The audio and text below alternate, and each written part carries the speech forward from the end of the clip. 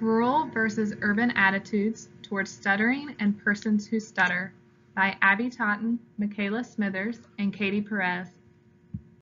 So why is this research important? Stereotypes and negative attitudes are usually attached to stuttering. There is little research and knowledge of stuttering in the general public. Perceptions can influence success and motivation of those who stutter, and there's a need for the awareness of attitudes towards stuttering and people who stutter. It's also important to pay attention to rural versus urban populations, so just recognizing the differences in various regions, and this knowledge influences and educates clinicians in clinical decisions. So let's talk about stereotypes and negative attitudes attached to stuttering. The stuttering stereotype is kind of defined as assuming people who stutter are quiet, evasive, introverted, reserved, passive, worthless, fearful, tense, distrustful, nervous, and timid. They're usually the targets of jokes and ridicule from their peers and are viewed less likely to be leaders. They also have less acceptance. Negative stereotypes can lead to stigmatization of these people. Stuttering may also affect social relationships, impede functioning in society, and have a detrimental influence on quality of life. Therefore, the need exists to broaden the database of public attitudes towards stuttering in other countries and geographic locations. So how are we measuring people's perceptions towards people who stutter? We're going to be using the PASHA-S, which is the Public Opinion Survey of Human Attributes for Stuttering. Why did we choose this survey? Well, although negative attitudes towards people who stutter have been documented, the results are not easily comparable because studies use different methods and measures. So Dr. Kenneth St. Louis and his colleagues developed the survey through their international project. The project researched attitudes towards people with various stigmatizing human conditions and employed standard measures. It also consists of a wide database that can be used for comparisons globally. We found that it is actually translated into 10 different languages, which span 6 different continents. So what is the PASHA-S? Well, it has 3 different sections. The first section is the demographics section. The second section assesses opinions about people with different characteristics, including obesity, left-handedness, whether or not they have a stuttering disorder, mental illness, and their level of intelligence. And the third section focuses on stuttering. So how is the PASHA-S scored? There are general sections that rate the 5 attributes on a 5-point scale. There's a detailed stuttering section that asks for yes, no, and not sure ratings for hypothetical, stuttering, or people who stutter on a variety of items. All attitude ratings are then converted to a -100 and +100 scale, where 0 represents neutral attitudes. This means if you have a positive score of 25, then you have more accurate or positive beliefs towards stuttering and people who stutter. The converted scores are then used so that clusters of various items form components. These various components form subscores, and 2 subscores for the stuttering form an overall stuttering score. Next, we wanted to talk about convenient sampling. Convenient samples are a type of non-probability sampling that typically consists of persons either known by the investigators and/or are readily available to the investigators. Convenient sampling is the type of sampling we will use in our research study. Study 1.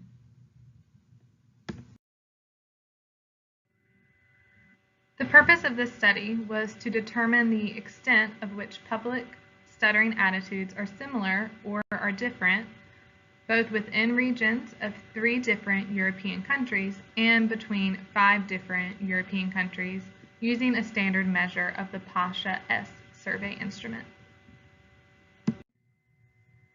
So the methods of this study used over 1,000 adult respondents who were surveyed using the PASHA-S survey instrument. The method was also used with convenient sampling, and they broke the study within 2 different groups. The first group was within country using 3 different European countries, and the second study was comparing between countries, which included 5 different European countries.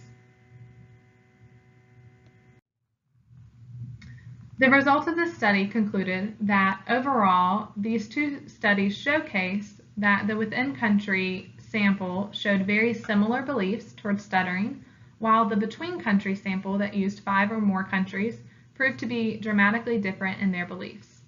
The research also identified that demographic information does in fact contribute to the perceptions of stuttering, but there are also many other variables that are not geographically related that could be considered when reviewing these results. The between-country findings were not anticipated because researchers expected the attitudes across Western Europe to be very similar.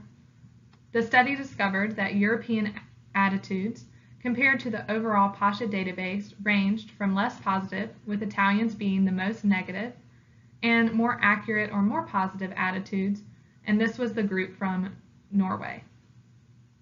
Epidemiological investigations of stuttering attitudes are highlighting issues in this research. Geographic regions that contribute to nationality are impacting differences in attitudes, and these differences should continue to be investigated in the future. Article 2.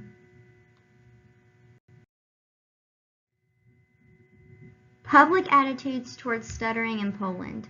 This study had two purposes. The first was to describe the attitudes towards people who stutter that are held by adolescent and adult Poles. Their second purpose was to compare the Polish attitudes to those from samples in the PASHA-S database.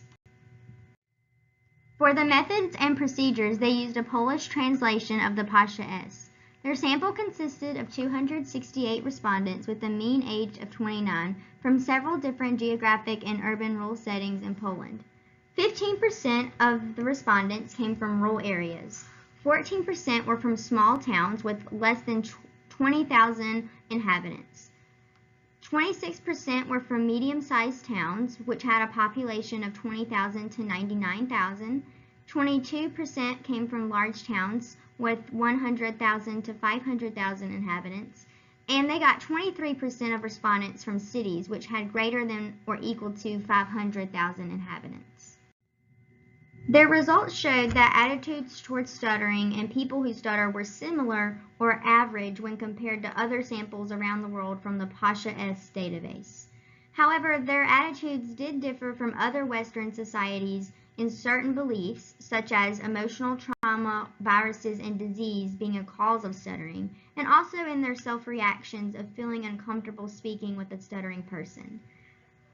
Their attitudes were still far from positive and showed the same stereotypes and stigma reported in other studies. Article 3.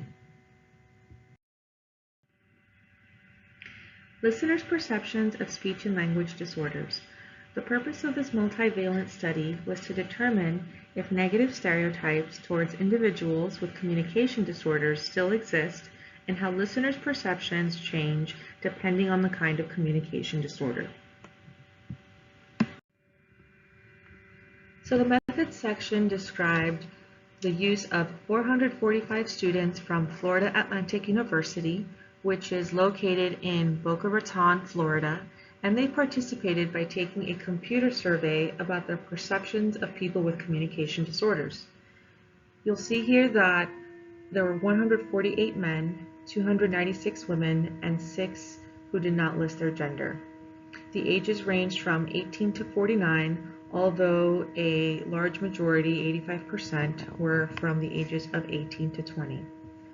Also, 90 people of the 445 watched a video of an actor acting out a moderate stutter. Here the researchers described 5 video samples of an actor acting out 4 different kinds of communication disorders, as well as a control video. The actor was coached by an expert for each disorder, so there was an expert for fluency coaching him when he modeled fluency disorders, and there was an expert on articulation disorders when he did his video modeling an articulation disorder. And the coaches made sure that he accurately portrayed each disorder, and they used the same young male actor for all 5 videos. So if you look at the fluency disorder video in particular, you'll see that he acted out a moderate stutter, which was characterized primarily by hesitations, when initiating plosives with a frequency of 6%. So the subjects took a computer survey, which allowed them to have some privacy with their results, and they rated 9 pairs of traits using the 7-point bipolar Likert scale. The areas that were featured in their survey were intelligence, self-esteem, decisiveness, reliability, stability, adjustment, stress level, employability, and ambition. In other words, when they watched these videos, they had to rate whether or not they thought that the person had high or low self-esteem, high or low intelligence, and so forth. So what are the results of this study? Well, they found that perceptions of people who live in urban areas actually did not differ from perceptions of people who live in rural areas. So in Boca Raton, they defined a rural area as an area where 25% or more of the population worked in agriculture. There were also no differences found amongst age groups, gender groups, or exposure to communication disorders.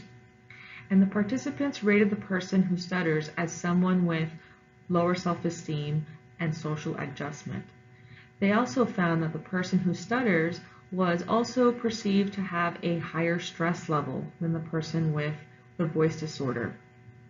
Overall, people with communication disorders were perceived to be less employable than the control group or the video of the speaker without a communication disorder. Our study: rural versus urban attitudes towards stuttering and persons who stutter. So in our research, the purpose was to compare rural and urban attitudes towards stuttering and people who stutter in different regions. These include Virginia, North Carolina, South Carolina, and Florida. This is also an expansion of a previous study in which North Carolina participants were already surveyed. So in our new study, each researcher will collect 100 participants, 50 respondents from rural and 50 respondents from urban areas in their allotted state. So each researcher will have one state. And our definitions of rural and urban areas are based on population size of each geographic location. So we have 3 different research questions that we are going to target during our research study. The first aim is to differentiate the perceptions in different populations in both rural and urban areas across the eastern portion of the United States, including North Carolina, South Carolina, Virginia, and Florida. This is important because clinical decisions regarding treatment, assessment, and counseling need to understand these factors because they contribute to the varying attitudes in these different regions. Our second question is comparing the different attitudes across the eastern portion of the United States to try and link correlations between geographic regions and beliefs towards stuttering. This is important because knowing the background of any communication disorder enables the clinician to appropriately target and treat the disorder with success.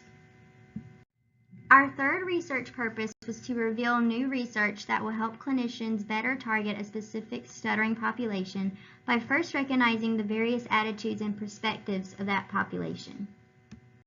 And here is a list of our references.